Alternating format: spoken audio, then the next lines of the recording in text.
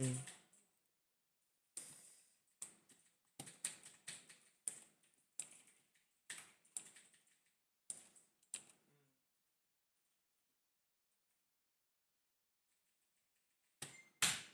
ใช่เหรอ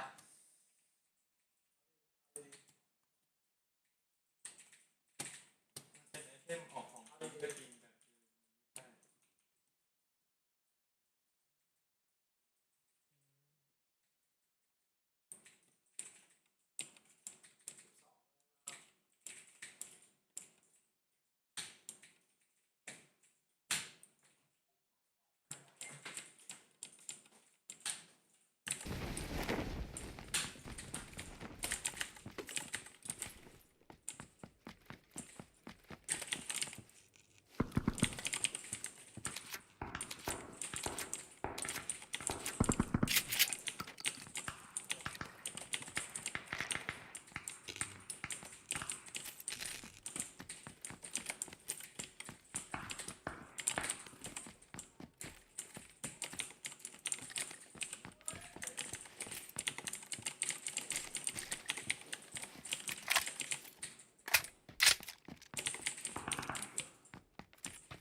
ไม่เสียงเวลา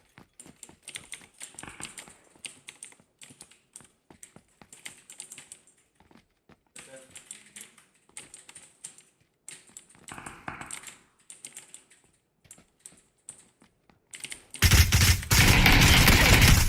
โอ้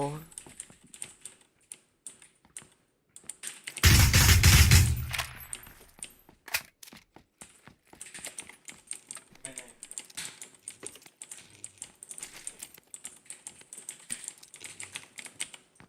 ยิงอะไรของกูวะ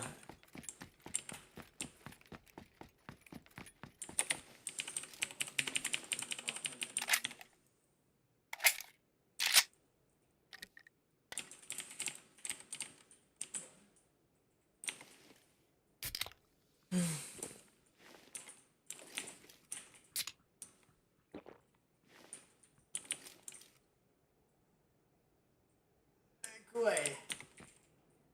ไอ้เหี้ยเบนซ์มันลง150ฮะ ถอด เปล่าเรา ไม่ได้302เกิน เรา อ่ะ เป็น พอกันขาดกูได้ไงเนี่ยโอ้อย่าออกมา เฮียใช่จริงก็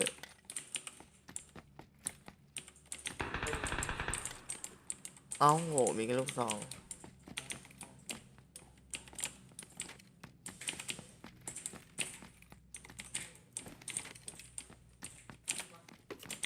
มันแรปเถื่อนจัดเลย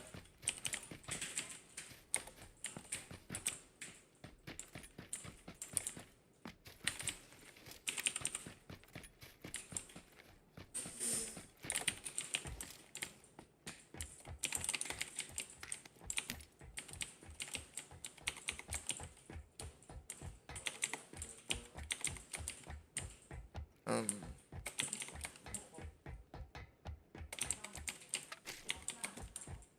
เกมนี้อาจจะ ผู้กำกับเขาไม่รู้เลยไอเด็กนี่ตัดคิ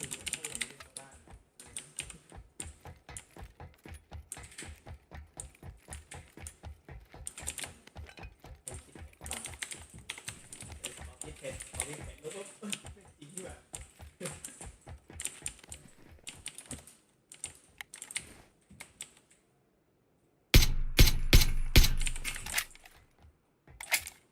ส่องใคร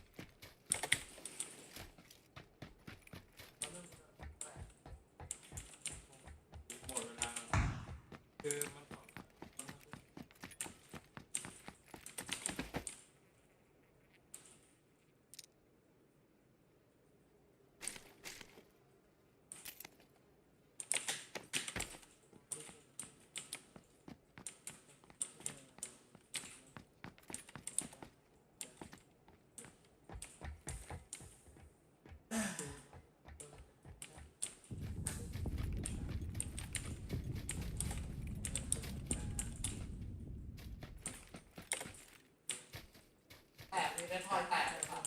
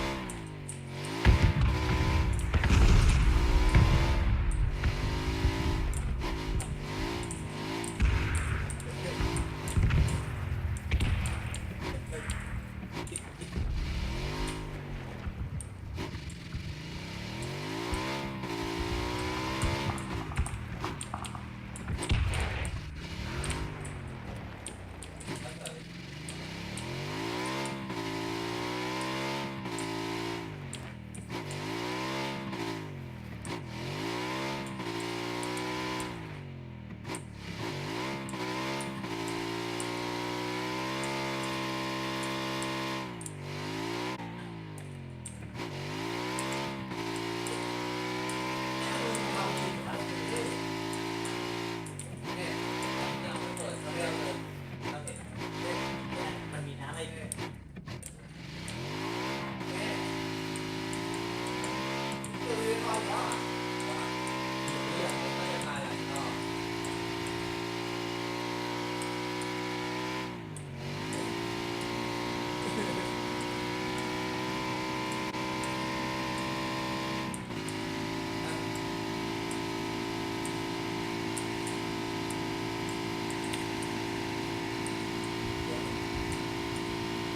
แตกบ้านแตกเกมเอาแตกเอาทุกเวทเอา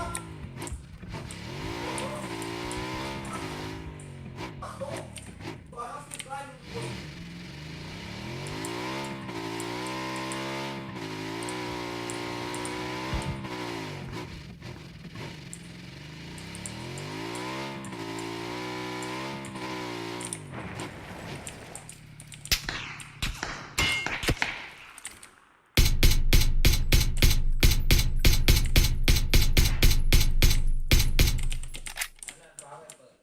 ไอสัตว์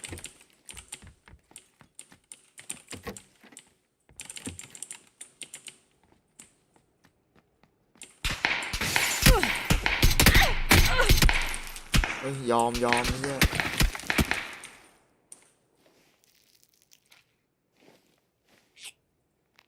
ยอมนะไอ้เหี้ย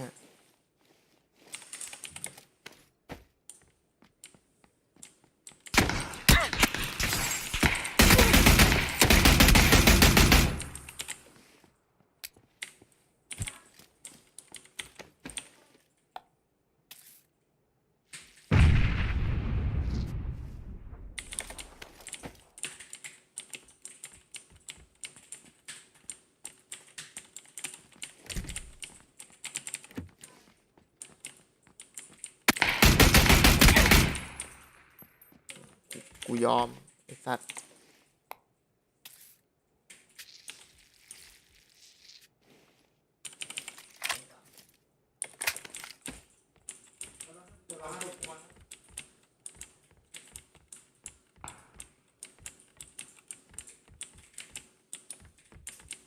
แม่งยังงัดกูอีกหนาไปไหนยไอ้เหี้ย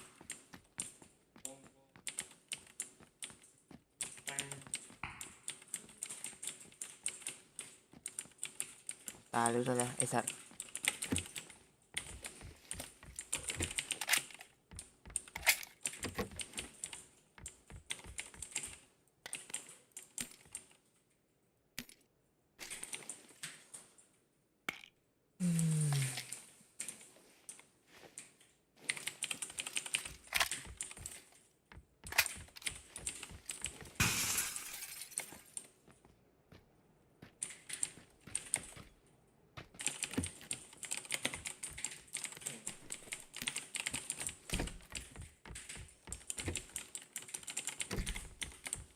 งัดแต่เกาะไอสัตว์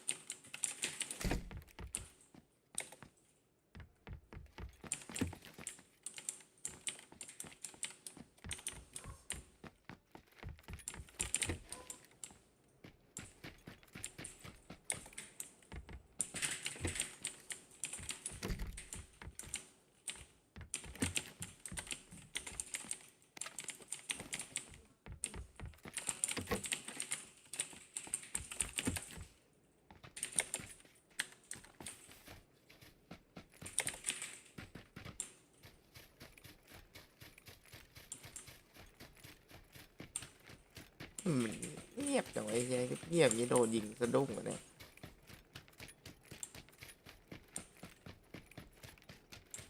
โคตรเหงา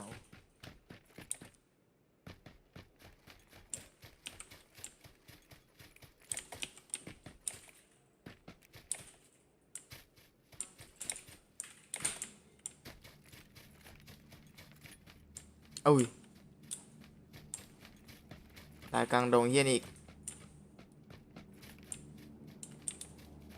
มันต้องไปแล้วแน่ๆเลยตามหน่อยแล้วกัน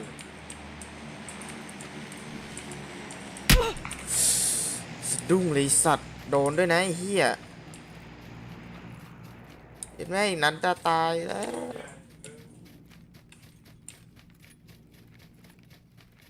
อย่าอย่าแม่นนะมึงไอ้สัตว์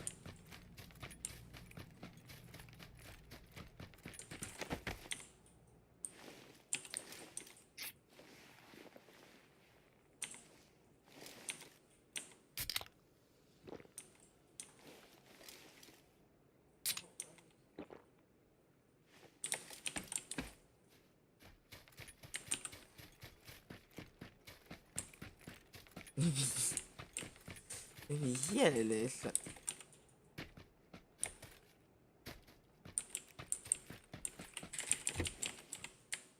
จิบหายละอ๋อคือที่นี่อะ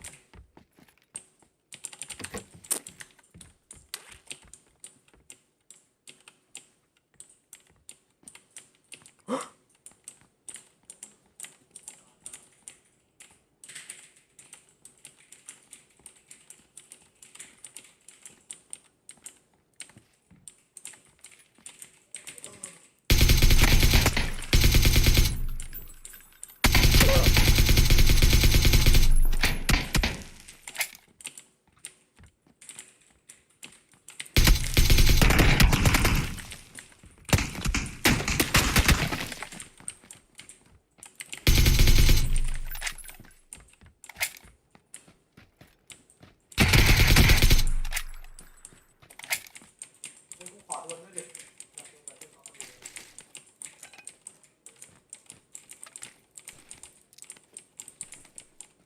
อุ้ยเมื่อกี้กูเก็บอะไรไป ไอ้ก๊อฟขอรอบนึงดิก๊อฟสักหน่อย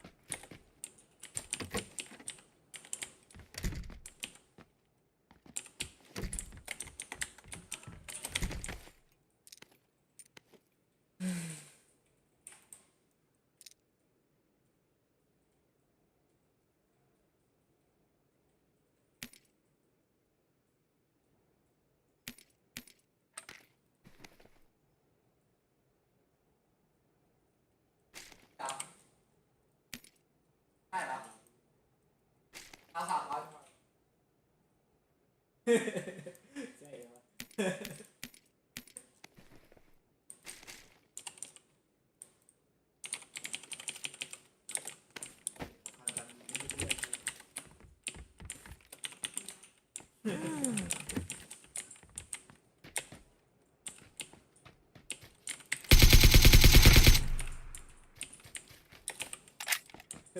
เย็นแน่เลยสัตว์M24ภาพไว้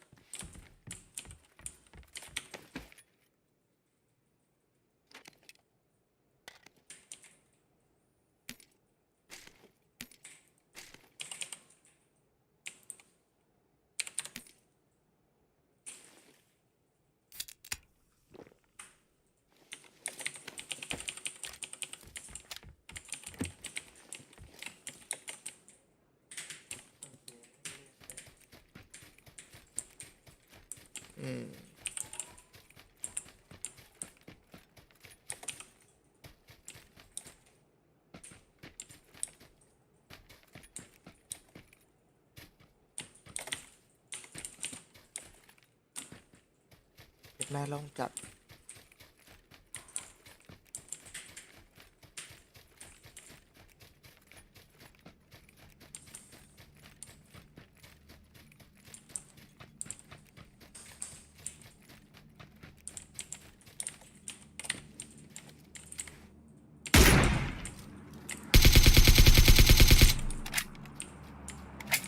ไอ้เหี้ยคืออะไรคือวิ่งมาอย่างนี้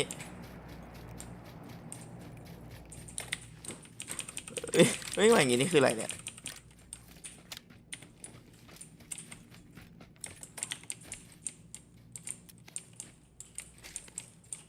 โอ้ยเหี้ย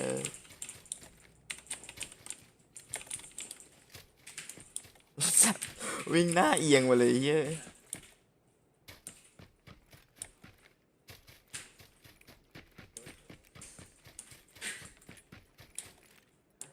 เอาละถึงจังหวะลง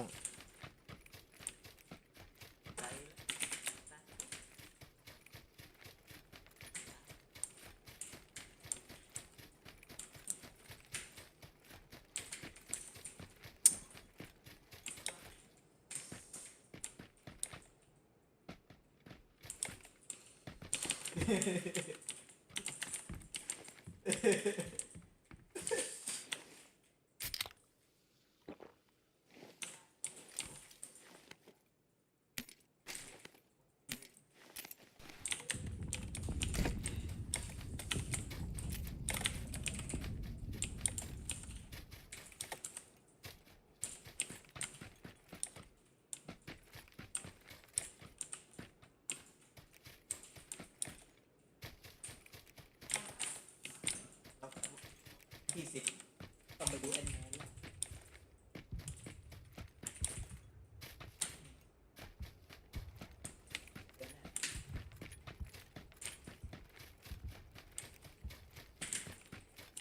โอ้สิเดือนหน้าเจอ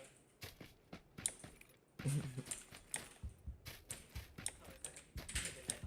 เราไม่ได้อะไรมากเล่นกันเขาว่าเอ็นเครดิตมันอะเอ็นเครดิตมัน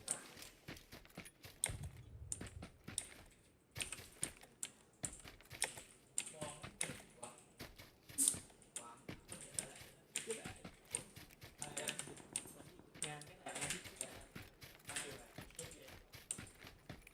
แต่วันที่15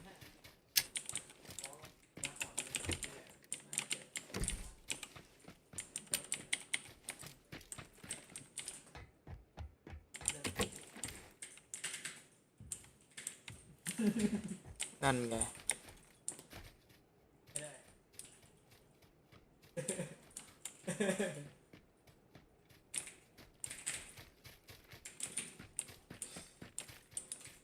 ไม่อยู่ไอ้เหี้ยเดี๋ยวซอยดากแล้วกันนะ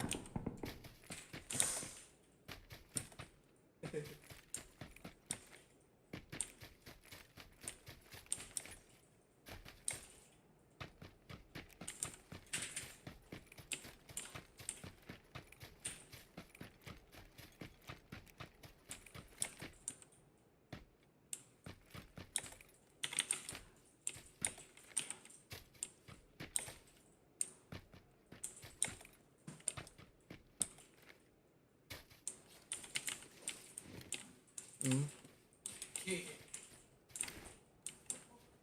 โอ้ย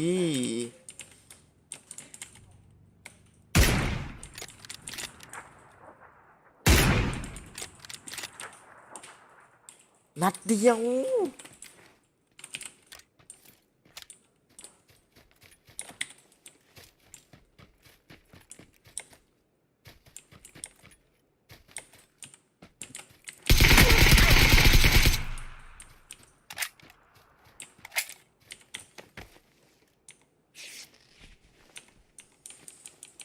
อ่า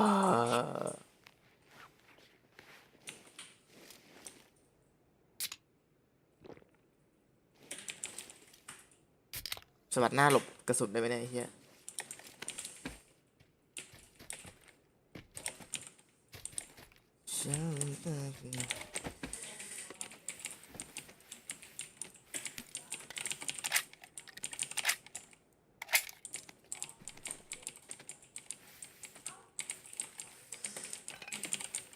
ยกอซ่าด้วยวะ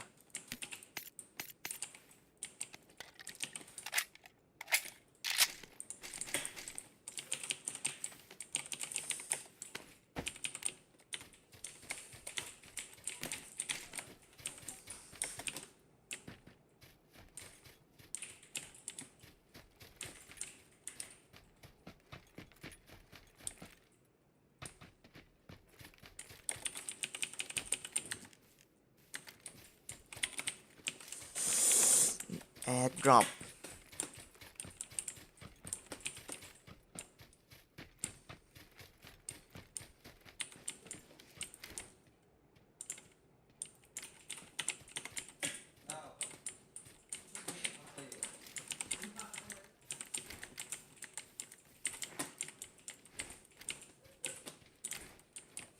ได้ข่าวว่าหนังจบ3 ทุ่มเนี่ย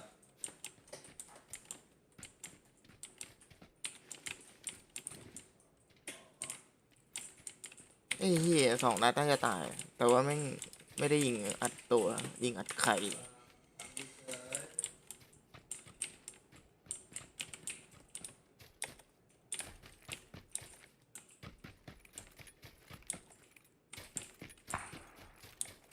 อุ้ย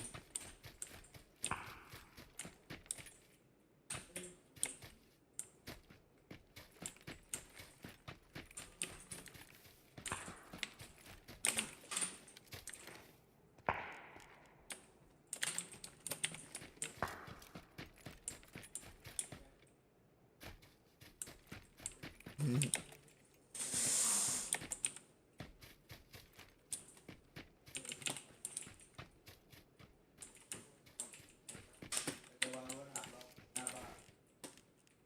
บ้ายิงได้ด้วยวะ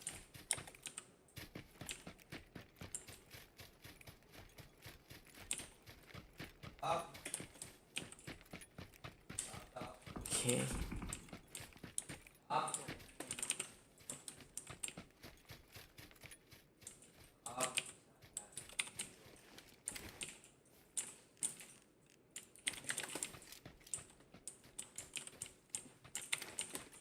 เว้ย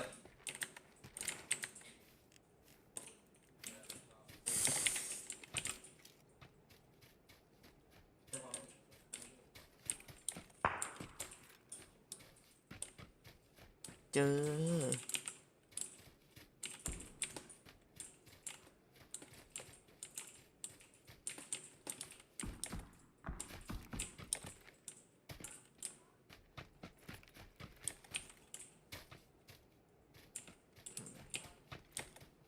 ลองบีดด้วยวะ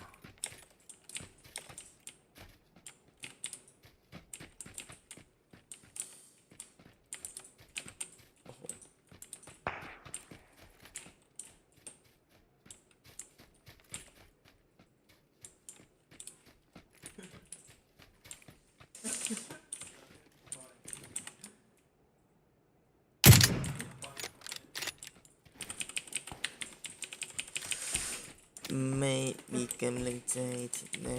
เลยอืมอืมอืม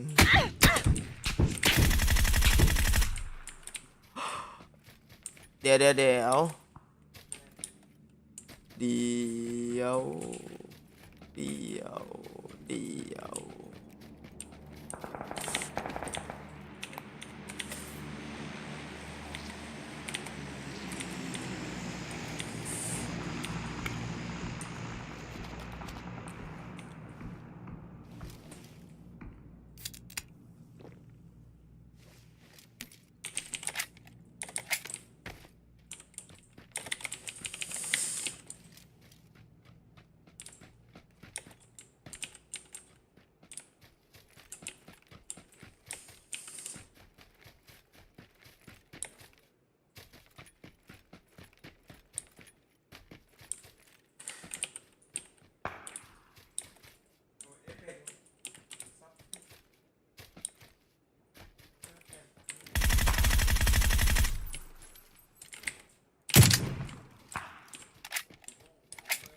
เยี่ย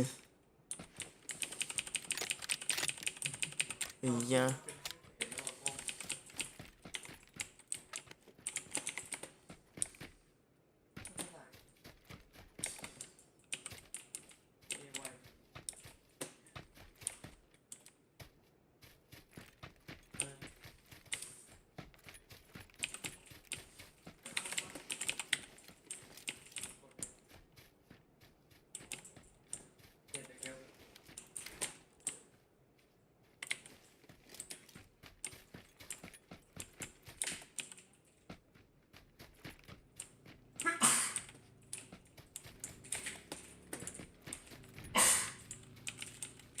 มึงขิงแข่งจังวะ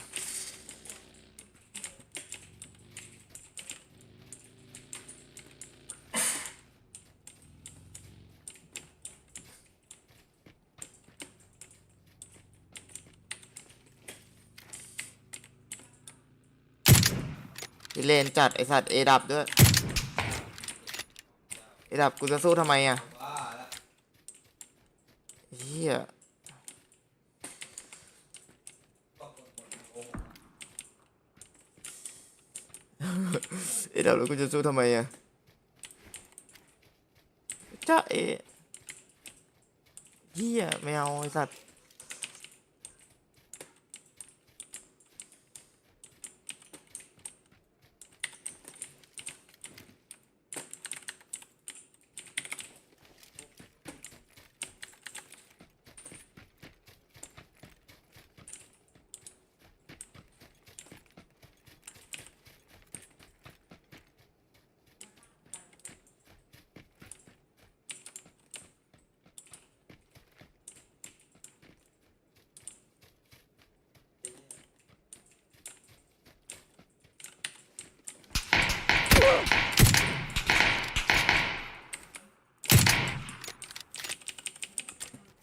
นะ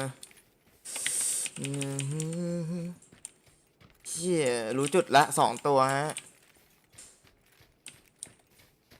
อีกตัวไม่รู้ว่ะ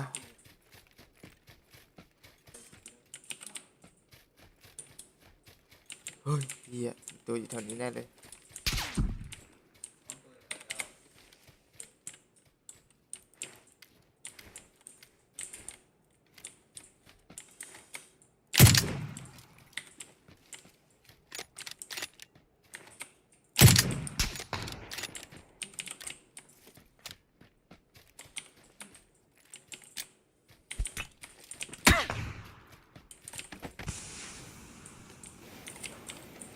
เฮียอย่า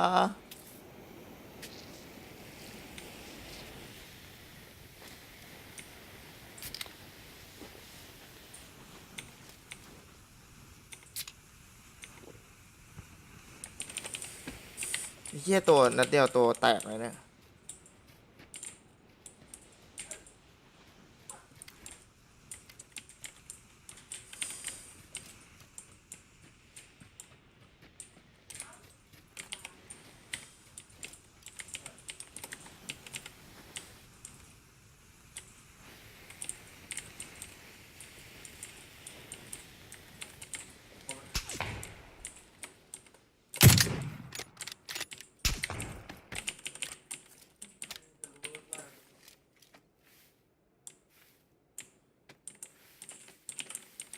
เดี๋ยวแม่งไม่ได้อยู่ด้วยกันเหรอวะ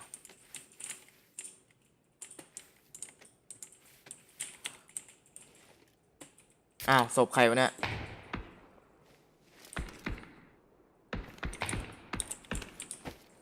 เอารอดเฉยเลย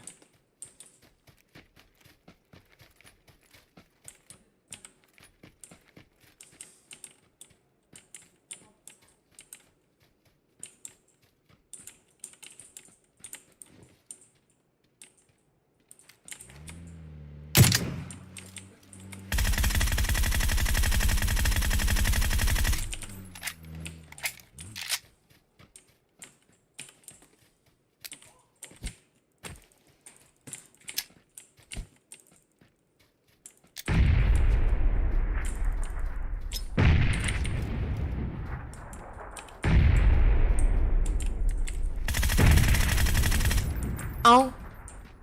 แชมป์เฉยเลยเฮียสัตว์รีพอร์ตดิสัตว์ยิงผ่านหญ้า